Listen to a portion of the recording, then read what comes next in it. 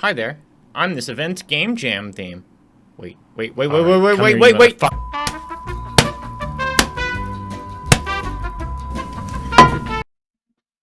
Game jam themes can really suck. If you've ever been in a game jam, it probably had a theme, and if it had a theme, someone probably said that it sucked. But why is this so common? What makes themes good or bad? What's a game jam theme even for? Let's go somewhere nicer. So the most common explanation I've heard is that the point of a game jam theme is to prevent cheating. I don't really think that this is a great mental model to have or particularly useful when it comes to coming up with a jam theme. The reasons for that are twofold. Firstly, it's very easy to cheat and sidestep that if you want to. You can shoehorn almost any game jam theme into almost any game. Secondly, from a purist's perspective, it was never really a component of the original incarnation of game jams. Original game jams leaned on something like a new engine or a component thereof and tasked participants with finding interesting ways to implement it. So the theme doesn't really work great there either. It's pretty clear at this point that game jam themes have taken a drastic turn from those original ideas, so it's going to be more productive to talk about how they're used in modern discourse. And so if they're not to prevent cheating and they're not based on some hard piece of technology, then what is a game jam theme even really for? I asked around and found two common through lines when it comes to what a game jam is for. The first of those is constraint. So imagine trying to write a poem without using the letter E. This is a really common creative strategy, constraining oneself in order to promote growth and learning and lateral thinking so that you can't lean on the solutions you've gotten really used to as a creative. The second is community. A jam theme can give people a common thread for their creative work to rally around, a mutual problem to solve, and also sort of unifies the games in general. So, what sort of jam themes are best to create an encouraging and fun climate that gets people excited to adopt it? It's the sort of question where you can ask 20 different people and get 30 different answers, so that's exactly what I did. I hopped on Discord and found a bunch of people and asked them, what's a good jam theme? What's a bad jam theme?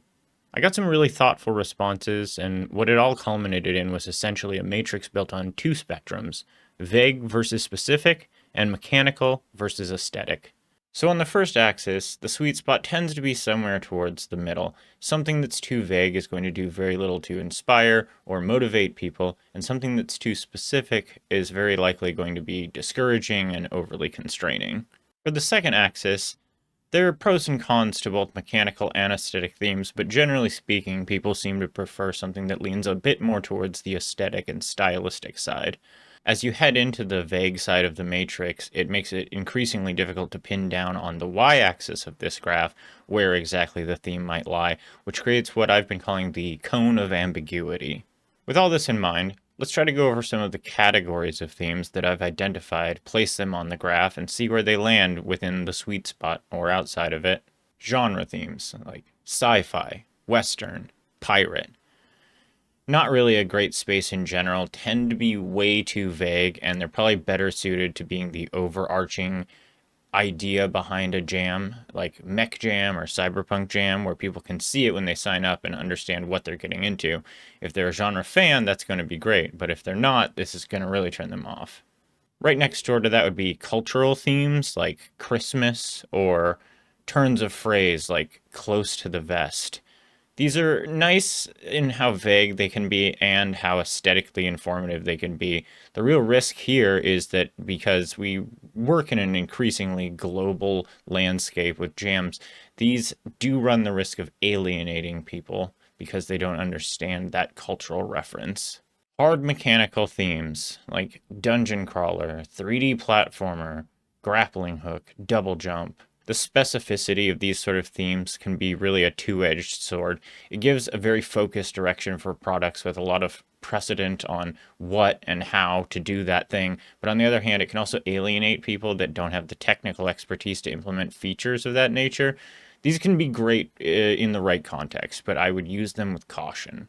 Some other things to consider in general when you're coming up with a game jam theme would be scope. What does the minimum viable product look like if you're using this theme? How much is going to force the hand of your participants and the time that they have to spend on the jam? Another thing to consider would be that these games need to be rated as well. While it's great to inform the theme for the creative side, we do also have to think about the fact that people will be playing these games and rating these games. A theme that has too obvious a mechanical outlet is going to result in a very samey game jam. The previous Ludum Dare theme of every 10 seconds was probably the most widely disdained theme in all of the conversations that I had with people. And while it's not technically too narrow, the exits when it came to creating something under that theme were very similar entries and can be really tiresome when you end up playing through 20, 30, 500 games. So I'm sure you've noticed up to this point, we've really kind of talked mostly about what makes a bad theme. So what makes a good theme? At the end of the day, despite my charts and graphs, there is no categorical method to determine what makes a good jam theme or a bad jam theme. Like so many other things, the goodness or badness of it is going to be mostly informed by your goals and how well the theme pushes people towards those ends. It's also going to be a question of meeting the needs of the community from which you're trying to solicit creative work. So what do you think? What makes a good jam theme? What makes a bad jam theme? Put that down in the comments.